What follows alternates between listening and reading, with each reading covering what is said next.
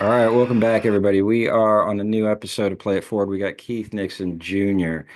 Keith is a filmmaker, writer, director, and a very talented cinematographer. Keith, thank you so much for being on the show today. Reiterated, happy to be here. Thank you for having me. I appreciate your time. Thank you, Keith, and we appreciate yours definitely. You were nominated by Emily Moeller, and the film we're going to be talking about today is Family Mixtape. But before we get started, Keith, can you please intro yourself, and then you can set up Family Mixtape a little bit for us, and we'll dive in.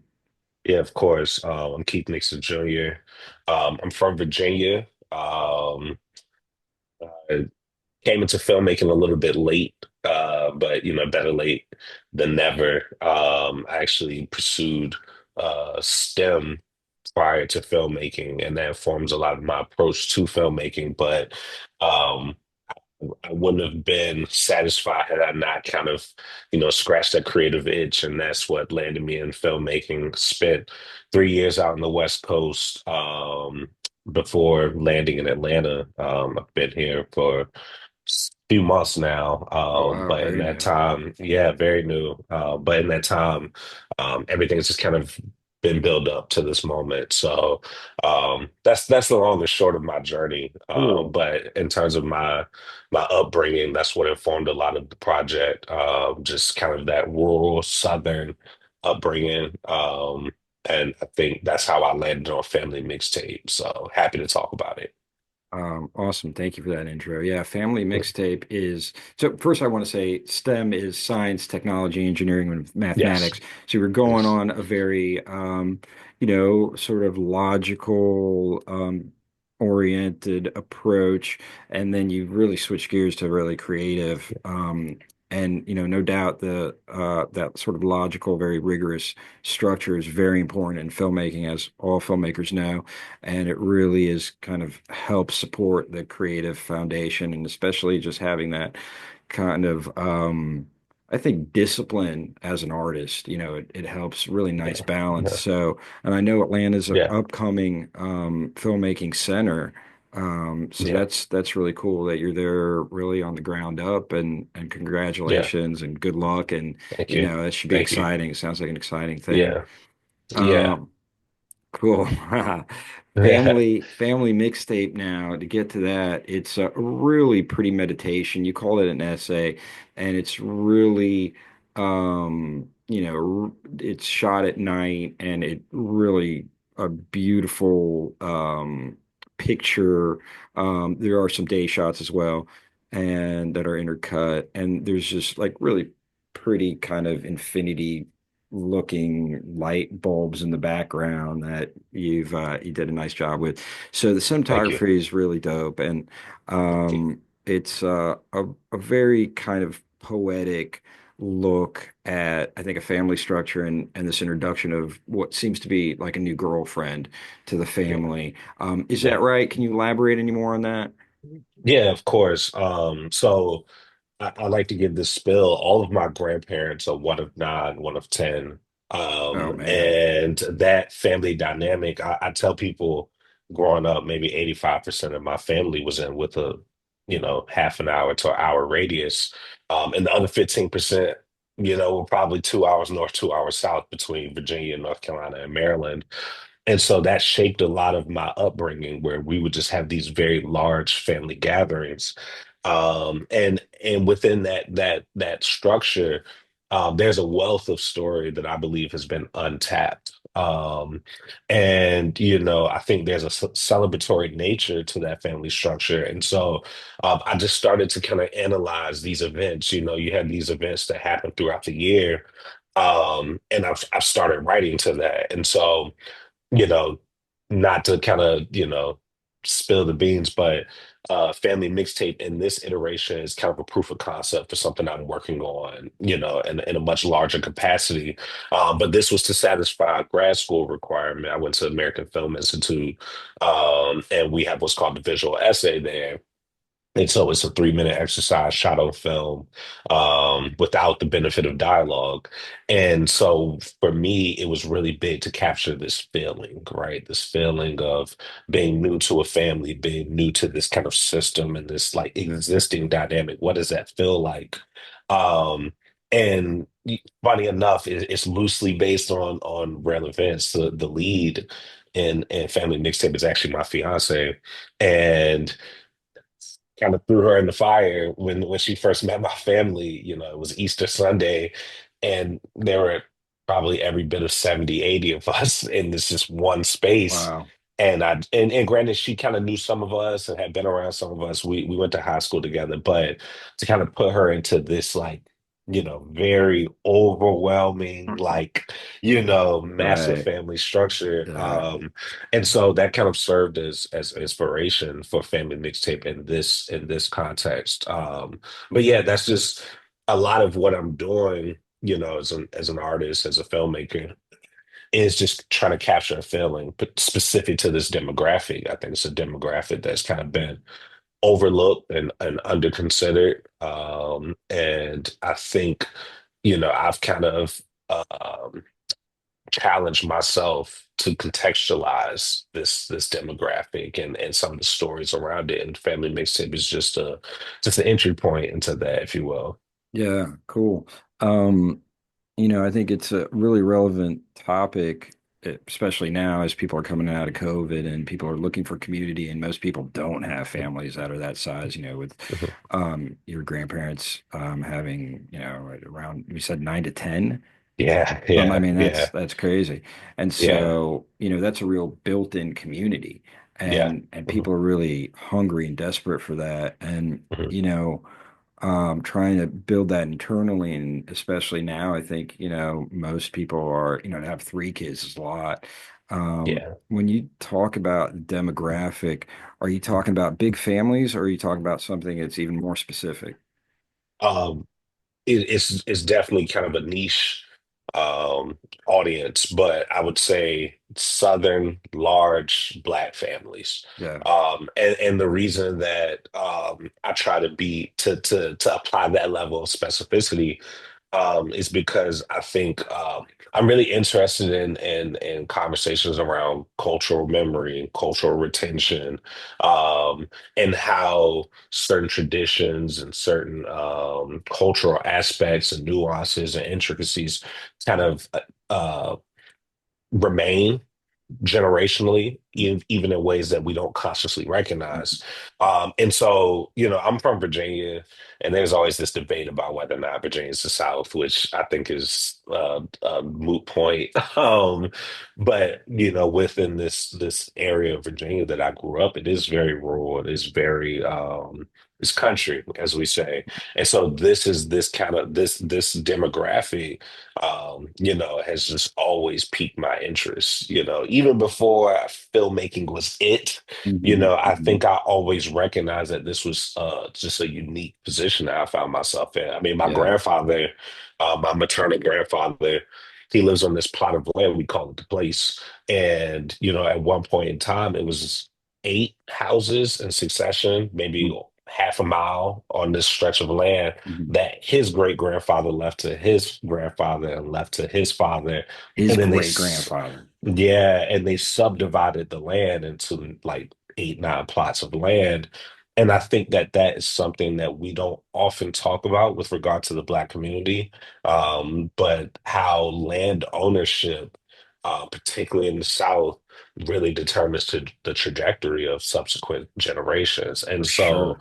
yeah, so this is something I really wanted to tap into because, it informed so much of my upbringing. And I just don't think that people are aware that spaces like this exist. But the feeling of meeting a family, the feeling of a new significant other is universal. There's a level of humanity about that that's going to touch, any demographic. Well, and I think even about the roots. I mean, the roots are there, whether we've Yeah, been cut yeah, off from our roots or we've yeah, not. I mean, he's yeah. managed Mhm, to have like deep roots, and we're mhm, all connected. My belief, is just a matter of how back and how wide you spread those roots. yeah, So, you know, but it is very interesting. It's a very beautiful opportunity that you have, and this desire to explore. And I want to ask you about, your inspiration to explore it and how you were able to recognize the uniqueness of it. But before I do, I'm just surprised that your your grandfather's great grandfather? I mean, Yeah, how many yeah. hundreds of years back was able to own land? Yeah, yeah, it is really unique. I'm really thankful to, I think we recognize this tradition of kind of the griot, right? And the person that verbal storyteller, GRIOT. Okay. And this is something that I think is very prevalent in the Black community in particular, where we have these people, that are so much of our conversation. And I tell my students this all the time. They estimate 60 to 70% of our conversation is rooted in story. And so much of our interaction, within my family was like, this person's telling the story, then that person's telling the story, then this person, and we kind of feed off of each other. But then I think about like my grandmother, um, my maternal grandmother, who was raised on a farm, one of 10, very similar story. Her father was my great grandfather, passed in 2021, was a landowner because of, people before him, and recognized the importance of the ownership. And so I think, I actually had a conversation last week about really digging into my ancestry and just being able to better trace it because it's been maintained through, through the verbal storytelling, but now wanting to concretize it and kind of attach some type of like something legitimate to it, so we can say, hey, this came from this person, came from that person, so on and so forth. But that's, again, that's I'm just blessed that those stories have remained, even if verbally so, through my family, and my family is transparent enough to share it. So I owe a lot of that to my mother, my father, um, and then my grandparents on both sides. They have been very open and receptive to these kind of conversations that have been sparked and willing to share. So I encourage others to do the same. I think we're only, again, something else I tell my students, we're only as strong as our stories. So we have to share them. I just looked up griot and it says it's a highly respected figure in West African cultures, primarily known as a Yeah. storyteller or historian. So Yeah. this idea, and it's really interesting what you're saying.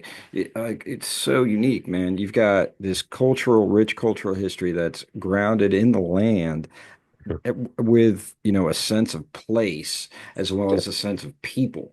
So Yeah. you are very unique in that you have this Yeah. real deep sense of belonging in history, even though you go back as far as three however many hundreds of years, however many grandparents ago. They were shipped over as slaves, Yeah. and Yeah. somehow you guys were able to get out of that cycle early on, relatively Hmm. in the Hmm. historical process, and find and own land and be independent and Yeah. have this strong base of community and family and still preserve your heritage. You see in Yeah. the piece that you have this maternal figure who's dressed in a more African kind of garb, and she's got the Hmm. headdress, and she's teaching this traditional style of dance, and that was kind of, and that's like a little touch point of the storytelling that you're talking about. This All these Yeah. histories are Yeah. of culture are continued, and you're not kind of you know as a people, and the modernity of Hmm. wherever you are, the nuclear family so small, and people are so like kind of taken away from their Yeah. history and their place of life. So you've got all this rich knowledge to share. Your inspiration, like how to make this film, and just for your inspiration for the subject, like how did you? I mean, I just can't help but think it's love. Like you knew that you're surrounded by all this love, and you've got this amazing. And what is it for you that you want to dive into this topic? Yeah, I think you hit the nail on the head. It is love. I never had to look far, as a child, or as an adult, for, to your point, this sense of community, nor this sense of love. And a couple of things happened. So my mother, I remember years back we went on vacation, and when we go on vacation, we would go like pretty much as this kind of like unit.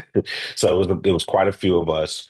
And I remember she just kind of started sharing with my sister and I on the way back, this happened with this particular family, and this happened with that particular family. And it wasn't all negative, it wasn't all positive, right? She was just very transparent. This is what shaped the family. This is how we landed here. And I never lost, like, it sat with me. It sat with me for years. And this was prior to me even being in film school. I think I was maybe a year out of undergrad and working corporate at this point. Um, but it sat with me. And at this point I had already picked up a camera, but not fully understanding that filmmaking was the way that I would go. And so fast forward, I ended up at Howard University where I was pursuing my film MFA. And while I was there, still kind of wrestling with these kind of stories, these stories that felt very intimate and very personal, but that I knew had reach beyond me, and that I knew were uh universal. That's really big for me, right? Finding those universal touch points that whether or not you're black, white, red, brown, purple, these are very humane and universal elements. So I was still wrestling with this. But at the time my mother had been diagnosed with leukemia right before I went to Howard University. And so, all through 2018, 2019, she was battling with that. She actually beat leukemia. Oh my God, that's amazing. She beat it, but Wow. then she had to have a bone marrow transplant, and her Wow. body rejected the bone marrow Mm, transplant. And so then at the end of 2019, she passed. So mm, December 2019, she passed. mm, This is 2 months before COVID. mm, And so all of 2020, I'm just kind of like, my sister and I, we had a reset. We just said, mm, we're going to hit the reset. We're going to allow mm, ourselves the space to grieve and to really process what it is we're feeling. But in that time, still knowing that I have to tell stories, I have to, my mom was not the type that would want us to kind of just like wallow in it, mm, And so I felt like a lot of what I was processing, now I had even more like a more of an impetus to kind of like continue to yeah. explore it. And so this idea just continued to sit with me, and you try to, as I said, try to find an entry point into this broader concept that I'm exploring. But to kind of tie it into what I was talking about with land ownership and things of that nature, what I recognize is particularly with Black families, there were three tenets that would kind of separate us and determine the trajectory of subsequent generations. And it was the matriarch, the patriarch, and the relationship to land. Mm, These three elements really determined how, one generation after the next played out, right? And you talk about this idea of generational wealth. And I remember my sister summed it up so expertly. She said that a family was maybe not wealthy in a monetary sense, but we were wealthy in the sense that we, were loved, and that we had the sense of community, and that we had access to it. We didn't have to look far for it. And I think that all kind of culminated in Family Mixtape, because now I had this kind of um, this matriarchal lineage, if you will, where it was, I'm very close with both of my grandmothers, and I'm fortunate that I knew four of my great grandparents. My great grandmother is still living. mm, She's 99. She'll turn mm, mm. 100 this year. Wow. Bless And her. so I'm fortunate that I saw this kind of like this lineage of my great grandmother, my maternal and paternal grandmother, and then my mother. And although I lost my mother, I recognize the importance of these individuals in shaping kind of this familial dynamic, and how their sacrifices, their love, and their, even their expertise, just the things that they passed down in the way of like, lifestyle, if you will, it just became more apparent to me that, hey, this is the story. And then moving into the year that my mother passed was the year I started dating my now fiance. Mm, But she knew her prior. We went to high school, we went to prom together.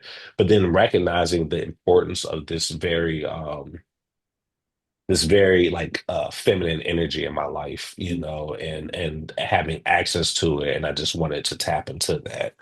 So that's, I hope that gives some context into kind of how Yeah, yeah, yeah, it sure family does, Mixtape man. came It's out. beautiful. Thank you. It really is, and it's kind of like I'm listening to you talk, and I'm really moved. You are a relatively young man, and you're so appreciative of your history, and you're, working in your capacity to honor it to your fullest, and and in that way, helping others honor their own histories. Um, for those of us, most of us, because I don't meet a lot of people like you, for a lot of people, it seems to me are coming from a very troubled. And I'm sure had your challenges in life, but I'm really particularly, and I'm sure there's been times with your family it's been challenging as well, no Yeah, doubt. yeah, of course. But I feel like most of us, most, most, I don't know, many people I talk to are so traumatized Yeah, by their family dynamics. yeah, yeah. One parent or another was dysfunctional in some capacity. Both parents were dysfunctional. Both parents were gone. One was there. You know what I mean? Mhm. So, and so many people just don't have the do have to go very far to find love, right? And Yeah, they do all this fucked up shit to get it. yeah, And they hurt themselves and they hurt other people in the process, and they compromise all sorts of things, and then later in life they either survive or don't. yeah. And I'm sure you've seen that. From what you've experienced, from what you've witnessed, now here you are, and you are burgeoning on a new family, right? Yeah, yeah. That's going to be something that's coming up.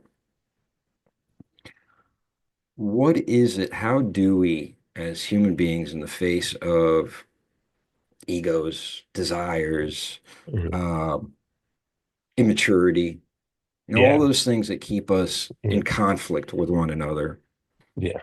how do we create a family dynamic, a team dynamic, whatever, Mhm. might be Mhm. the concept? How do we create that where we are able to raise adults to have young children in an environment where they know they're loved, and they don't have to go looking for it in a far dark place that's painful? Yeah, yeah. I think that's such a timely question. We find ourselves in such a precarious position, just politically, socially, culturally. And I think, to your point, I think one of the things I had to realize, you know, there is perfection in imperfection, right? And I think, I hate to romanticize the idea of my family structure. It has not been without its shortcomings and pitfalls and, trauma, if you will. And I think so much of what I'm trying to do with story, I don't know. I was telling my fiance and my sister not too long ago. I think so much of what I'm doing is trying to recapture a feeling or essence, right? And there's a little bit of nostalgia wrapped up in that, and trying to find these things that maybe aren't accessible in the same way. Because I think so much of the maturation that we experience is realizing that things inevitably change, right? And but to that point. I tell my students, depending on your school of thought, there are only three stories or five stories or seven stories, right? Vonnegut says seven stories, right? And so you have Fall from Grace, you have, what is it, Cinderella stories, so on and so forth. But what separates these stories is whatever our perspective is, whatever our lived experience is. And so I tell them that, as I said earlier, we're only as strong as our stories. So our responsibility is to share our stories to whatever degree we're willing and capable of doing so. And reason being is because I believe story is the great humanizing force. It's the equalizing force, right? Because within story, now we have hopefully empathy, sympathy, and compassion. And I think these are the three elements that, to answer your question, are what allow us to, encourage um, a responsibility to humanity and to each other. I think that is so much of what has been lost in recent years. It's just an empathy and sympathy, and compassion, and an understanding for others, and appreciation for others. Because at the end of the day, you know, we should be acting in the interest of mankind, of Yeah. humankind, not Yeah. just and not just selfishly so, And, and I and think that's been lost. So that's just kind of like that's my personal, I don't know if ideology is oh right, man, but yeah, yeah, man. That's it. That's yeah, everything, yeah, yeah, Empathy, sympathy, and compassion. yeah, I think that's everything that goes back to, the roots and the roots that mhm, unite us and creating a strong, healthy planet with strong, healthy people on it yeah, that are loving.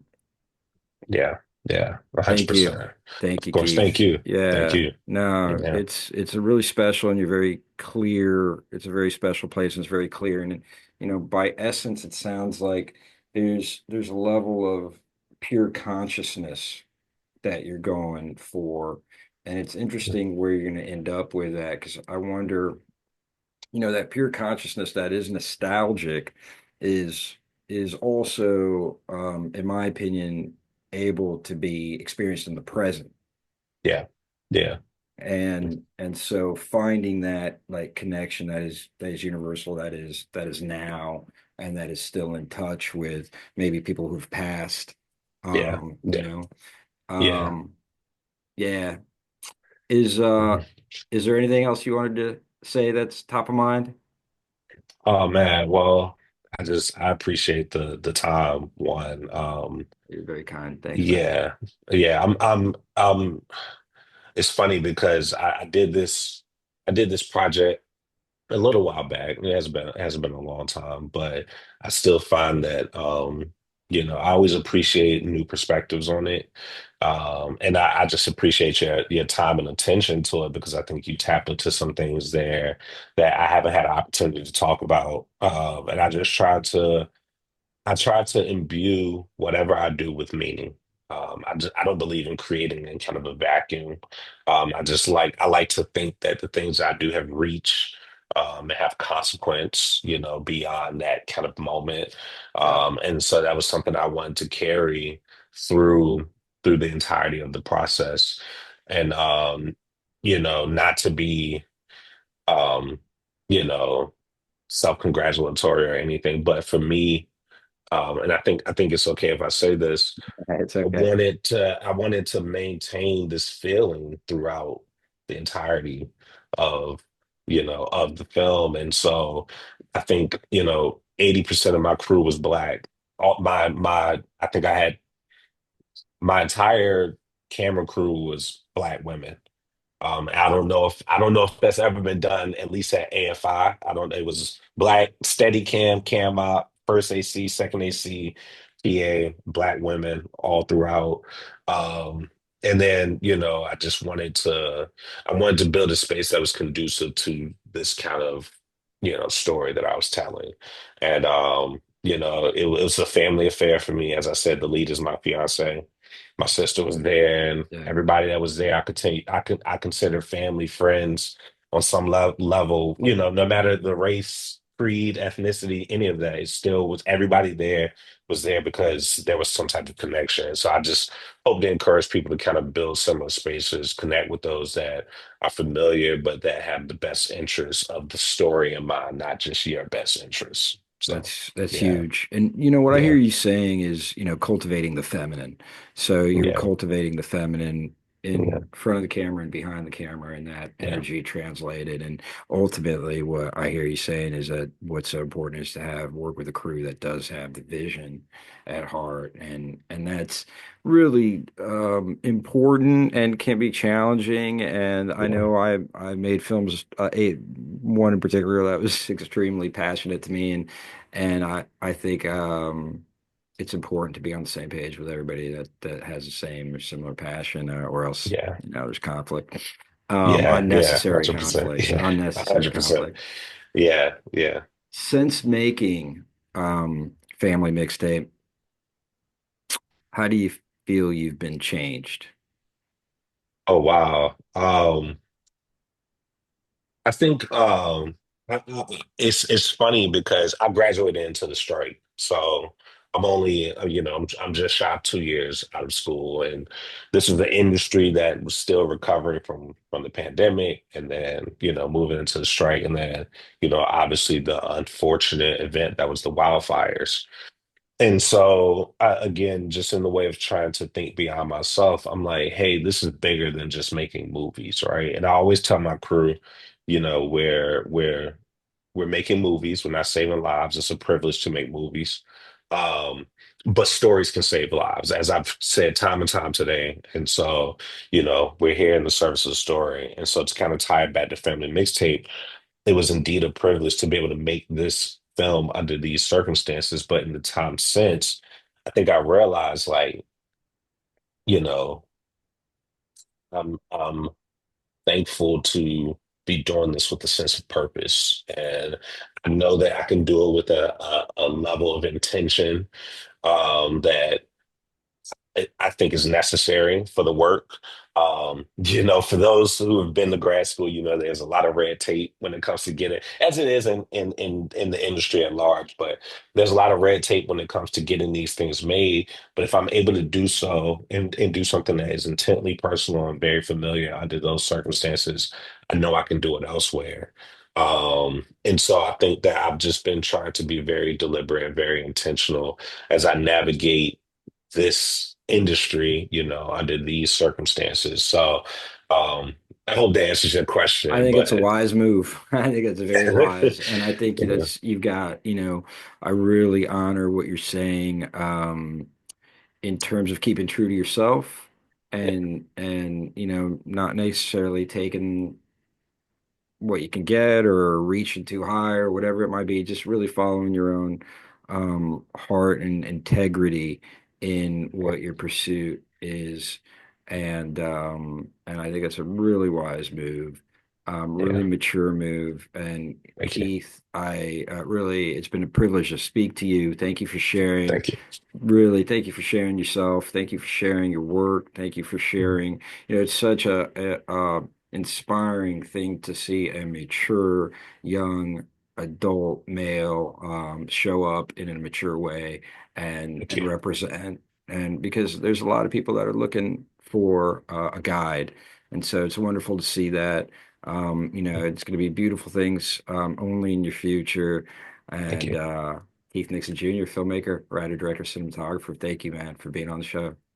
Thank you, Katya. I appreciate it. It was an honor to be here. Likewise. I think Play It For is a wonderful platform, and I wish you all the best and nothing but success for you all going forward. So again, Thank you, man. thank you. I Thank you. appreciate it. Thank you. Yeah. All right, brother. All right. You All have a good right, one. everybody. All right. Peace. All All right. See right. you. Till next time, I'll play it forward. Keith, you don't go.